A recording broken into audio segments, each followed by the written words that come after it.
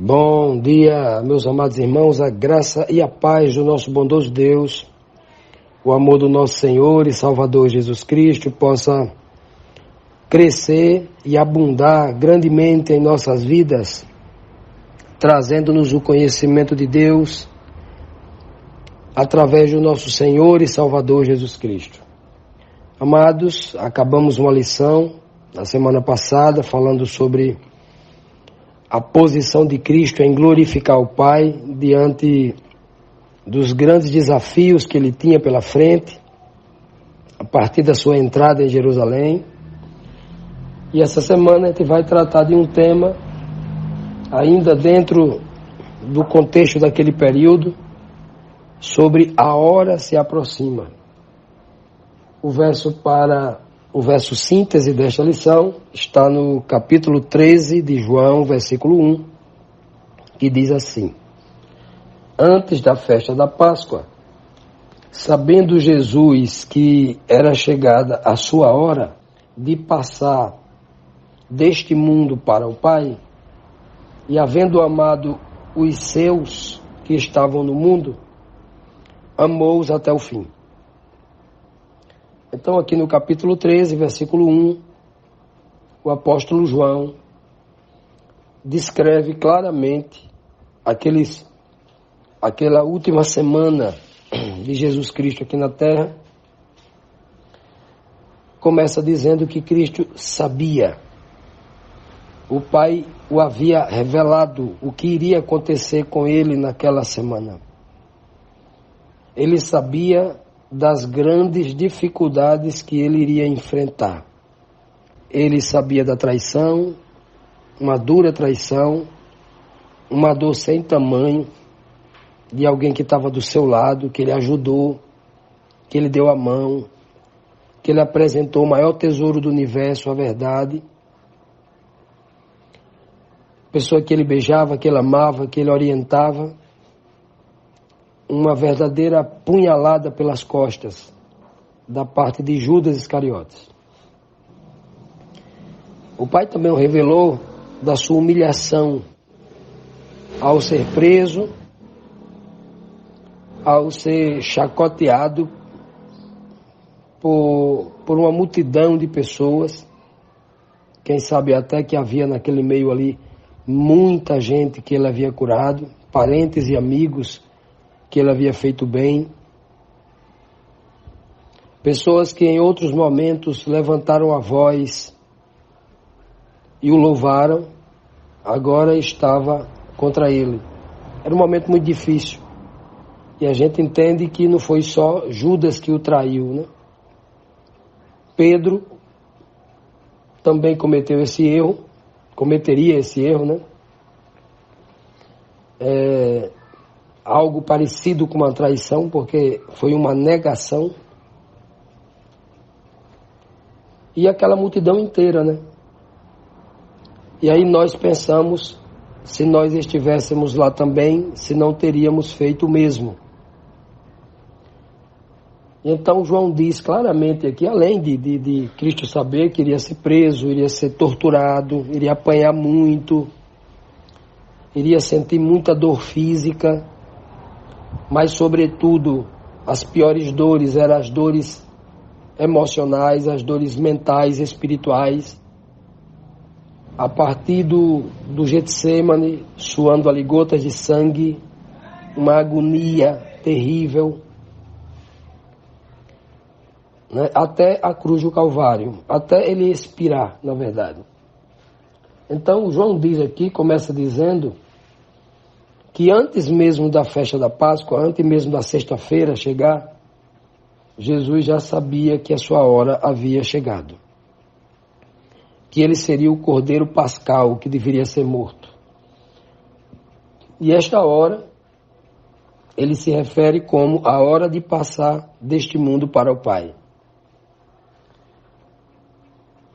A linguagem de João aqui é diferente da nossa linguagem, da nossa cultura.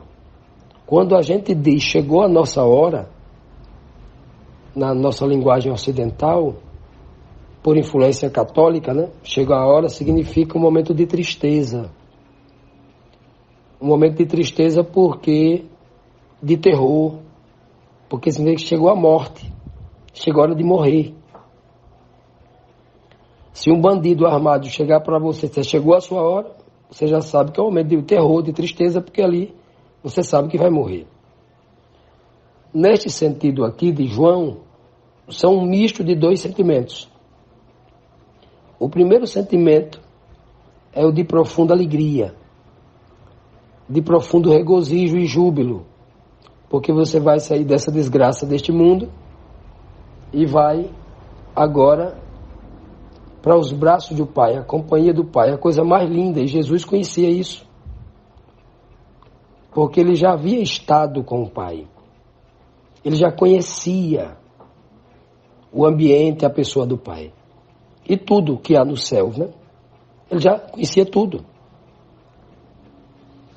Então, o outro sentimento que ele tinha, que era de tristeza, olha que dicotomia, olha que confusão mental, olha que perturbação emocional, mental que ele estava passando, porque era um misto de alegria e um misto de tristeza também, porque ele estava indo, mas estava deixando os seus discípulos aqui neste mundo ainda.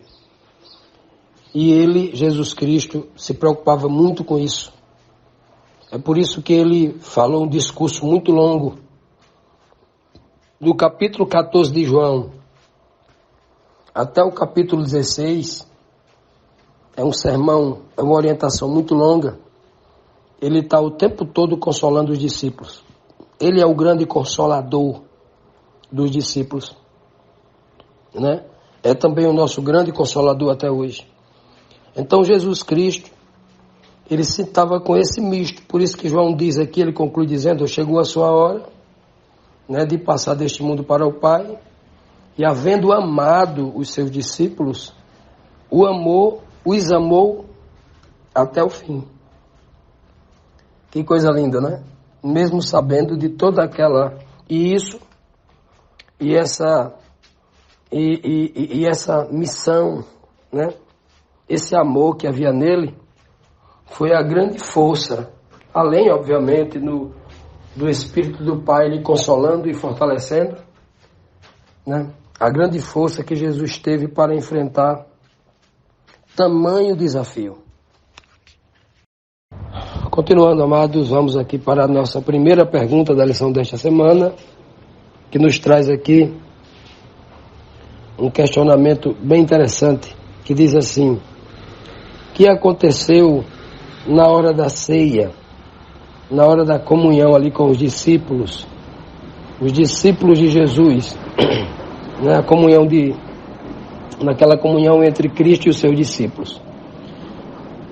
João capítulo 13, versículo 2 diz assim: enquanto ceavam, tendo já o diabo posto no coração de Judas, filho de Simão Iscariotes, que o traísse. Olha só, meus amados, de onde vem, como acontecem as coisas, né? De onde vem a maldade e quando acontece, como acontecem as coisas. Veja que o diabo poderia, obviamente permitido por Deus, usar qualquer momento, qualquer circunstância. Poderia acontecer isso enquanto Cristo estava caminhando ali no deserto, à noite, descansando em algum vilarejo, em algum bosque com seus discípulos. Mas não, foi no momento mais alto da comunhão, quando os irmãos estavam reunidos, unidos no mesmo propósito, compartilhando uma refeição, um momento de muita intimidade, que o diabo foi naquele momento que o diabo entrou no coração de Judas, e ele decidiu, a partir dali, entregar Jesus à liderança religiosa dos judeus lá em Jerusalém, né? Entregá-lo, vendê-lo, traí-lo. Foi exatamente neste momento. O diabo entrou o diabo colocou no coração de Judas, né? O sentimento de ele trair o seu amigo, o seu mestre, a pessoa que mais havia lhe ajudado neste mundo, ele resolveu trair. E aí nós tiramos uma lição muito grande para a nossa vida espiritual, para a nossa vida coletiva, para a nossa vida como igreja, a nossa vida de relacionamento com as pessoas, a partir de casa, né?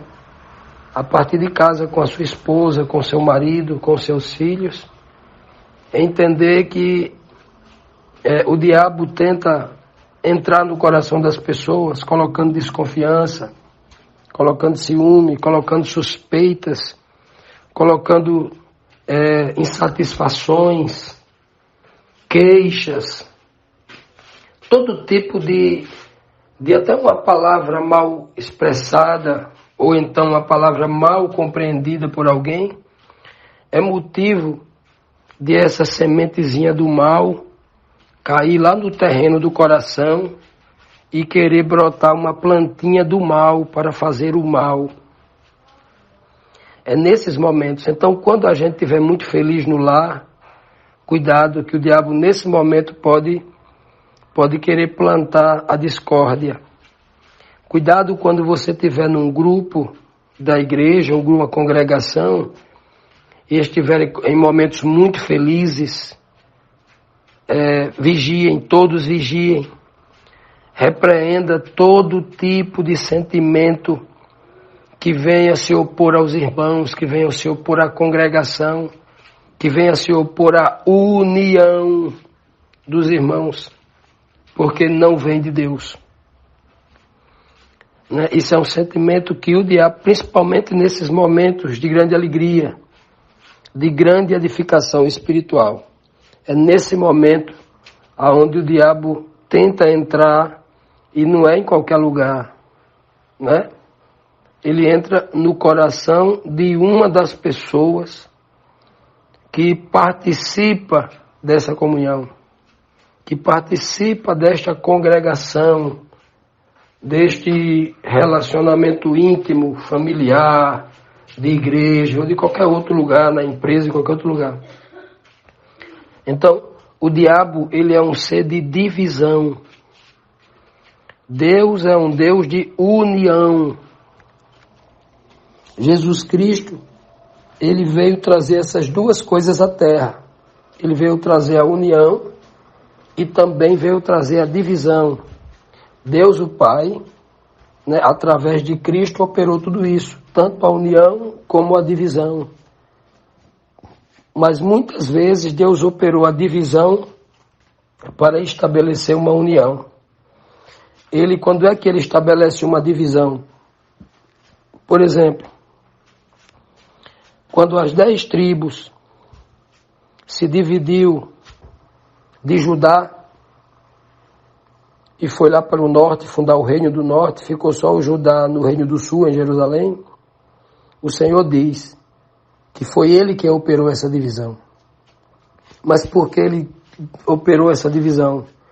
Porque Israel, dentro de todo Israel, já havia um espírito de profanação, de apostasia, de idolatria, e o Senhor estava ali tirando um remanescente, que era a tribo de Judá, deixando ali no sul, para que a partir da tribo de Judá, ele fizesse um peneiramento e tirasse um remanescente ainda muito mais consagrado, muito mais santo. Então o Senhor opera a divisão para unir o seu remanescente, para criar a verdadeira união. Então muitas vezes o Senhor permite que alguém se vá da sua vida, se você é um homem consagrado, se você busca consagração, se você é uma pessoa sincera de coração e entregou de fato e de verdade a sua vida ao Senhor, Ele permite que alguém se vá da sua vida justamente porque Ele está operando a separação para que haja verdadeira união. Então, nós temos que estar atentos para que esse espírito maligno que entrou no coração de Judas para causar uma divisão, para que ele pudesse ser retirado de um grupo santo, aonde ele teria salvação, teria tudo que ele buscava na vida, a maior riqueza do mundo. Obviamente, a gente também não cometa o mesmo erro, né? Estejamos atentos a isso, buscando sempre do Senhor a sabedoria. Entretanto, obviamente, Deus opera da mesma forma no lado. Lá no mundo, eles estão todos unidos e desunidos no mesmo espaço, porque é um espaço de desunião, mas eles estão unidos naquela desunião. Deus vai lá e opera também ali a separação, a divisão, porque ele vai lá no meio do mundo e retira só os seus.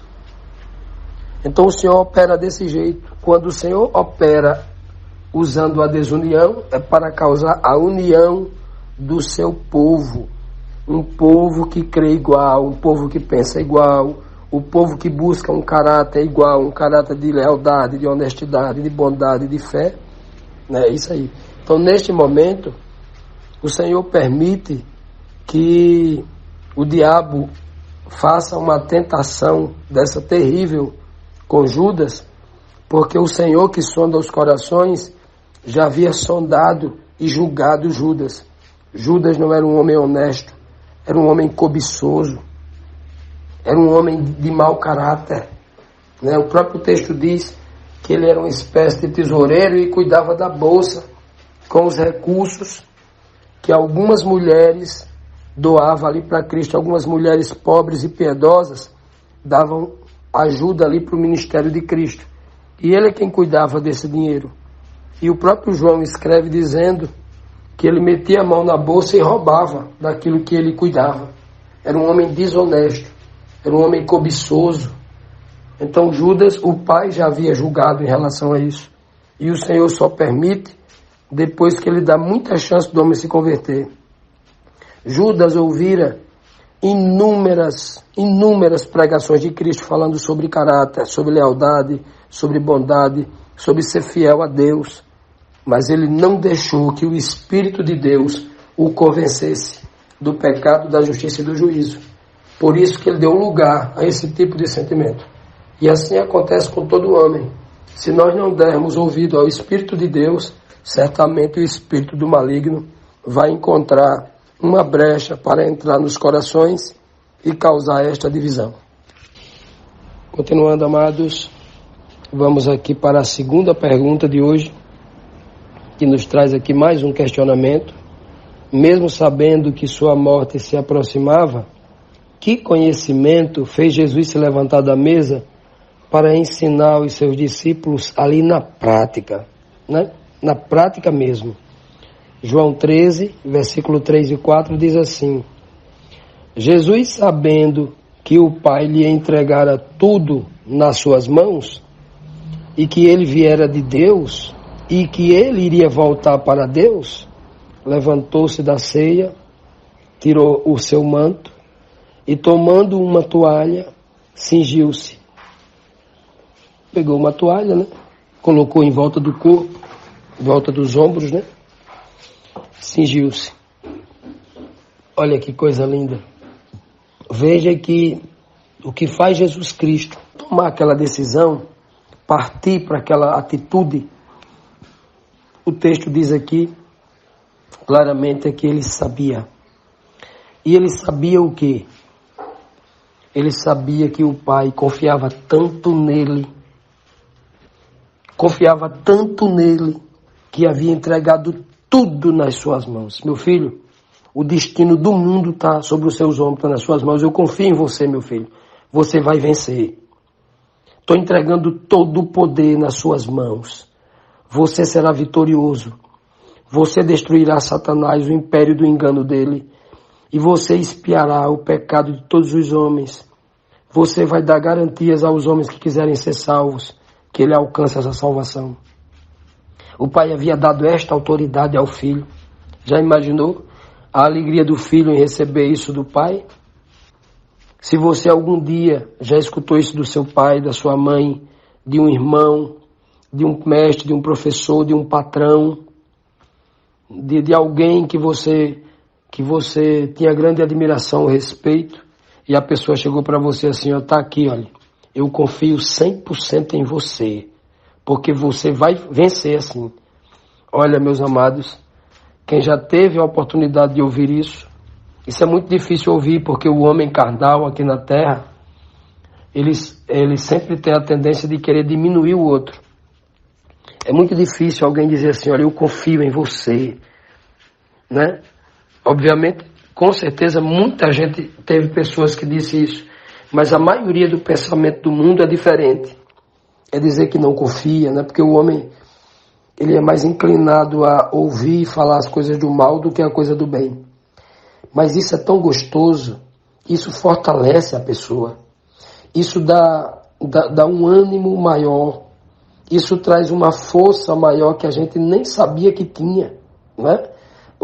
É algo que entra dentro de nós e soma com um pouco de força que nós temos. E olha que coisa linda a relação pai e filho aqui nesse texto, né? Isso é motivador, isso aqui. Isso é restaurador ouvir isso aqui.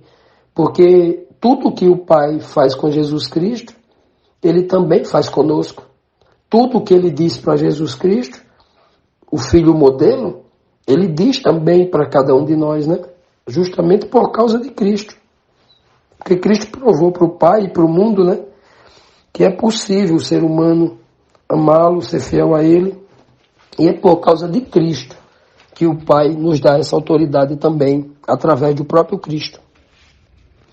E então o texto diz bem claro que Cristo sabia que havia chegado a sua hora, que o Pai havia lhe entregado tudo nas suas mãos, e que ele sabia também que já tinha vindo da parte do Pai, né?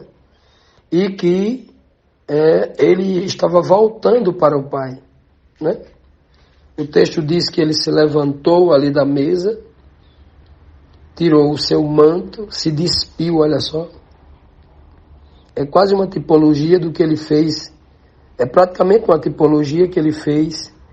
Aqui está o resumo daquela questão tipológica lá de Filipenses capítulo 2, 5 a 7.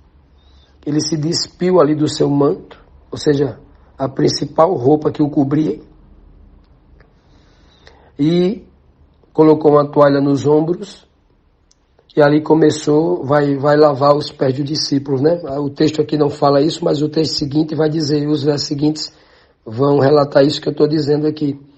Então ele retira o seu manto, primeiro que ele se levanta da ceia, né?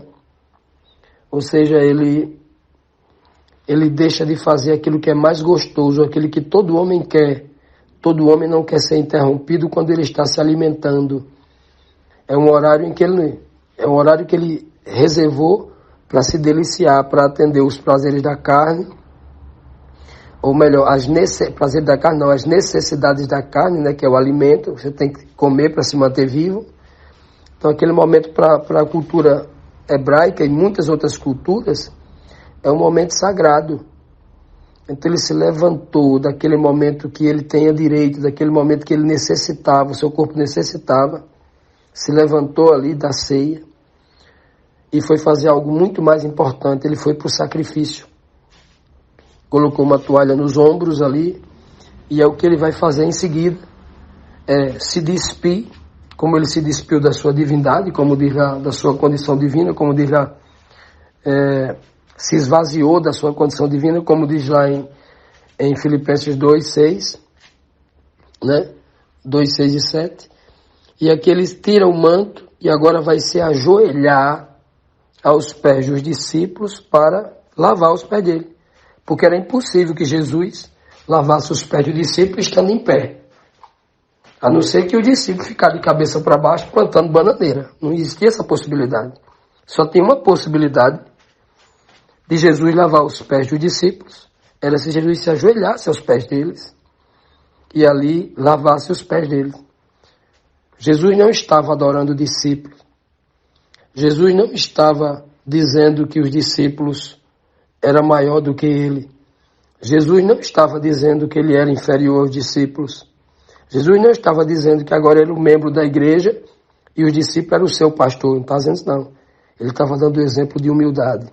Ele estava ensinando aos discípulos que, a partir dali, eles precisavam fazer o mesmo. Eles, como pastores da igreja que seriam, deveriam servir a igreja, jogando todo o orgulho no lixo, se despindo de tudo aquilo que era título, assim como ele se despiu ali da sua roupa, do seu manto, e se despiu naquele momento até da sua condição, da sua autoridade de mestre, para se tornar quase que um semelhante a eles ou inferior a eles.